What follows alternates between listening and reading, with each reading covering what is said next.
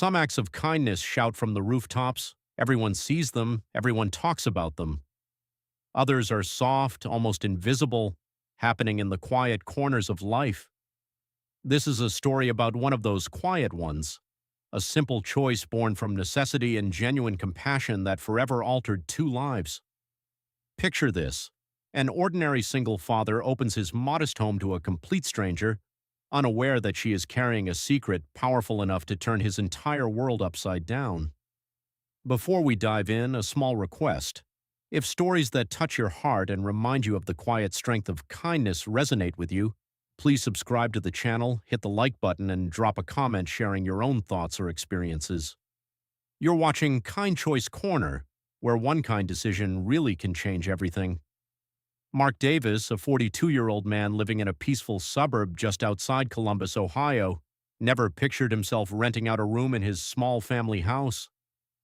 Life had veered far from the path he once imagined.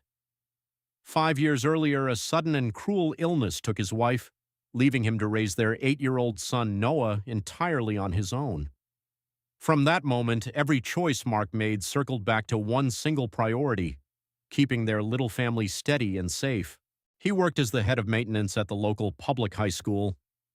The job was honest and steady, but the paycheck barely stretched to cover the mortgage, groceries, school supplies, sports gear, and the 100 small things a growing boy needs. Some months Mark would lie awake long after Noah was asleep, staring at the ceiling in the dark, silently calculating and worrying. How are we going to get through the next one?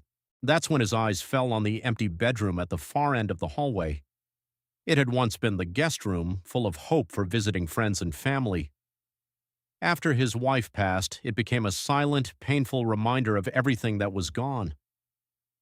One tired evening, as he sat at the kitchen table sorting through a growing pile of overdue bills, the thought struck him. What if he rented it out? Just for a little while, just until things eased up. He posted a straightforward ad online. Room for rent in a quiet home close to campus, very affordable. A week later, a message arrived from a college student named Lily. She showed up on a Saturday afternoon carrying only one small suitcase and a backpack. She looked about 20, dressed simply, jeans, a plain sweater, no jewelry or flashy accessories, with an easy, slightly shy smile. Her dark hair was pulled back in a loose ponytail. Even before stepping inside, she thanked him 3 times just for agreeing to show her the place. "I'm studying economics," she said quietly. "I don't need much, just a calm space to study and a desk, that's all." Mark liked her immediately. There was something respectful, grounded, and real about her. When she met Noah, she dropped down to his eye level and asked seriously, "So, who's your favorite superhero, and what makes him the best?" Noah's face lit up like sunshine. The rent Mark quoted was lower than he probably should have asked, but Lily didn't negotiate or hesitate. "This feels perfect," she said softly. "Thank you so much." Within the first week, Lily stopped feeling like a tenant and started feeling like part of the household. She always cleaned up after herself, offered to wash dishes without being asked, and occasionally cooked simple, comforting meals, pasta, stir-fry, soup, insisting that Mark and Noah sit down to eat with her. She listened patiently whenever Mark spoke about his late wife, never interrupting or offering empty platitudes. And with Noah, she was incredibly gentle, helping with math homework, cheering loudly at his Little League games when Mark had to work late shifts. Mark didn't pry much into her background. She mentioned once that her family had money but wasn't close. He assumed that meant comfortable middle-class or upper-middle-class parents, the kind many college students come from. The truth was far bigger. Lily's father was one of the wealthiest tech venture capitalists in the United States. She had grown up surrounded by unimaginable luxury, sprawling estates, full-time staff, private drivers, chartered flights. Yet she had also grown up profoundly lonely. Her parents were perpetually occupied with deals and meetings. Conversations were brief and transactional. Affection came in the form of expensive gifts and generous allowances, rarely in shared time or warm hugs. When Lily chose to attend college under her real name, she made one firm request of her father: complete independence. No security detail, no luxury apartment, no special privileges. He agreed reluctantly on the condition that she stayed safe. Living in Mark and Noah's home gave her something money could never buy: authentic warmth. She watched Mark pack Noah's school lunch every morning, slipping in a short handwritten note. She saw how exhausted he was after long days, yet he still mustered the energy to read bedtime stories with funny voices. She noticed how he never complained, even when the weight of everything was clearly crushing him. One evening, Lily overheard Mark on the phone with the bank.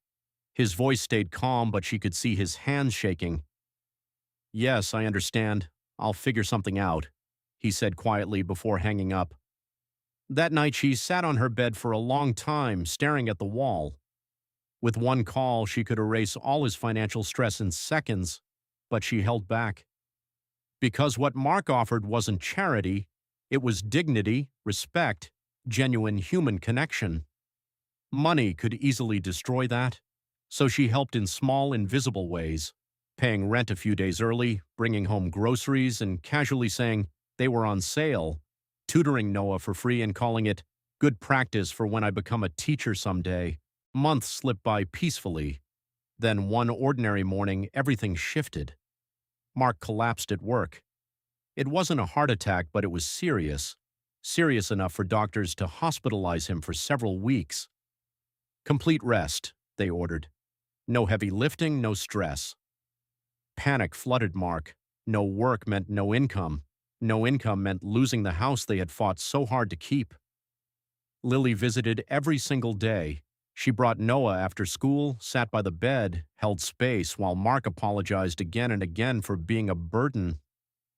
"You're not a burden," she told him firmly. "From the very first day, you treated me with real kindness. Now it's my turn." That night, she finally made the call she had been avoiding for so long. A week later, Mark was asked to meet, not with the bank, but with a lawyer and a representative from a small, unfamiliar foundation. They explained that an anonymous donor had paid off his mortgage in full, established a college savings fund for Noah, and arranged for Mark to receive his full salary throughout his recovery and beyond. Lily stepped forward. "I think it's time you knew the truth," she said gently. She told him everything: about her father's wealth, about her choice to live simply, about how his unassuming kindness had shown her what a real family feels like. Mark listened in silence as tears rolled down his cheeks. "I never treated you any differently because I didn't know," he whispered. "That's exactly why it means so much," Lily replied. "You saw me as just a person. That was the most valuable thing anyone ever gave me." Lily stepped forward. "I think it's time you knew the truth," she said gently. She told him everything: about her father's wealth, about her choice to live simply, about how his unassuming kindness had shown her what a real family feels like. Mark listened in silence as tears rolled down his cheeks. "I never treated you any differently because I didn't know," he whispered.